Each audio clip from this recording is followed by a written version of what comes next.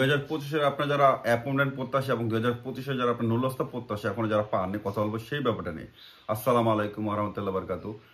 তো মূলত বেশ কিছুদিন যাবত আমি ব্লগ একটু কমই দেই, নিজের ব্যস্ত সবকিছু মিলে প্রচন্ড গরম পড়ছে, এদিক সেদিক আমাদের ছুটি চলতেছে।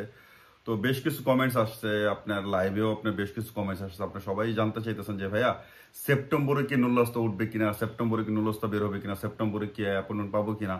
তো যারা 2025-এর আপনারা নুল্লস্তা পাইছেন তারা কিন্তু অনেকে আপনি ওয়েব ফর্ম পূরণ করে বসে আছেন, কিন্তু আপনি অ্যাপয়েন্টমেন্ট পাচ্ছেন না। অনেকে বলতেছেন যে রিসেন্ট গতকালকে একজন কমেন্টস করলো যে ভাইয়া ফ্রোসেনো শহর থেকে আপনার নুল্লস্তা পাইছে কিন্তু অ্যাপয়েন্টমেন্ট এখনো পাইতেছে না।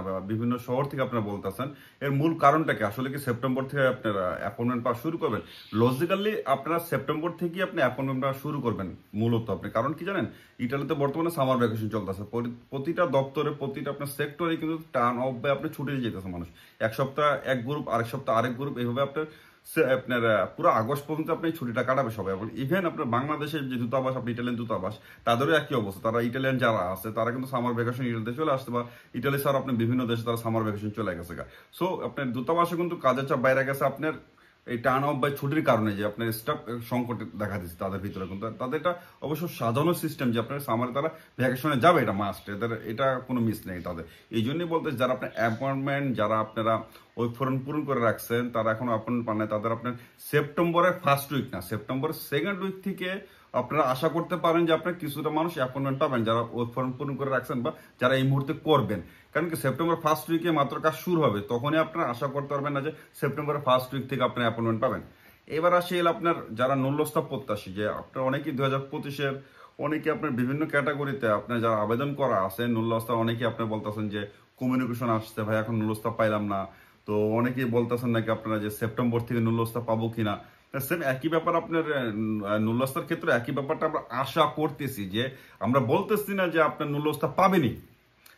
যাদের পাওয়ার সম্ভাবনা আছে, যাদের কমিউনিকেশন শেষ পর্যায়ে চলে আসছে, যাদের আপনার ইস্যু হওয়ার সম্ভাবনা আছে, এটা প্রেফিতরে বলতে পারবে যে কাদের ফাইলগুলো তাদের হাতে আছে ইস্যু করার। তো একই সমস্যা তাদের আপনার যে প্রেফিতুরাতে আপনার টার্ন অফ বা ছুটি চলতেছে, এই সামার ভ্যাকেশন ছুটি চলতেছে। তো সামার ভ্যাকেশন ছুটিটা শেষ হলে হয়তো আগস্ট শেষ হয়ে যাবে, কিন্তু আপনি সেপ্টেম্বরের ফার্স্ট উইকের পর থেকে কিছু নুল্লস্তা ইস্যু হবে। তাই বলে ভাববেন না যে আপনার ওই যে কি বলো এটাকে, আপনার প্রচুর আপনার হারে আপনার নুল্লস্তা বেরোবে, এরকম না যে আপনার প্রচুর বেরোবে নুল্লস্তা, আপনার পানির গতিতে বের হবে এরকম কিছু না। কিন্তু না, যাদেরগুলো আপনি কমিউনিকেশন শেষের দিকে বা যাদের ইস্যুর সম্ভাবনা আছে, লাস্ট পর্যায়ে আছে, অনেকে মাধ্যম বলতেছে, বা যাদের স্টেপ ম্যাচে আইসা অনেকদিন যাবত বসে আছে, এই জাতীয় নুল্লস্তাগুলোর হয়তো ইস্যুর সম্ভাবনা আছে আপনার সেপ্টেম্বর ফার্স্ট উইকের পর থেকে। তাও আপনার খুব যে বেশি হবে তাও কিন্তু না, কিছু সংখ্যক নুল্লস্তা আমরা আশা করতেছি যে সেপ্টেম্বর থেকে বের হবে। এই জন্যই বলছিলাম যে যারা আপনার কমেন্টস করতেছিলেন যে সেপ্টেম্বর থেকে বের হবে কিনা, লজিক্যালি সেপ্টেম্বর থেকে বের হবে। কারণ কি সামার ভ্যাকেশন চলতেছে, সামার ভ্যাকেশন শেষ হলে যেই অসমাপ্ত কাজগুলো শুরু আপনার নুল্লস্তার ব্যাপারে ভিতরে বিভিন্ন দপ্তরে সেগুলো মুভ করবে। কারণ কি এটা তো আর লিঙ্গার করবে না, যেহেতু কমিউনিকেশনে কাজ শেষ, স্টেপ মাইসে আসার পরে সবকিছু তদন্ত হয়ে গেছে। যেগুলো আপনার পজিটিভ সাইনগুলোতে আছে, আপনার যেগুলো পজিটিভ আছে নুল্লস্তা, যাদের মালিকের সঙ্গে যোগাযোগ হয়েছে, মালিকের প্রতিটা যদি সাবমিট করা হয়েছে, তাদের অপেক্ষার দিন শেষ হয়ে গেছে, এখন তাদের না নুল্লস্তা ইস্যু করবে, এইটাই আর কি মূলত। তো বাপ্পি চৌধুরী নামে একজন ভাই কমেন্টস করছে বেশ, আপনার ভেনিসে ভাইয়া, ভেনিসের লোকটার সঙ্গে আজকে আমার মিট হয়েছে, তার সঙ্গে আলাপ হয়েছে। আপনারা যারা ভেনিস থেকে এগ্রিকালচার জমা দিয়েছিলেন, এই মুহূর্তে ভেনিস থেকে এই গত এক মাসও নুল্লস্তা বের হয়েছে কিনা সন্দেহ।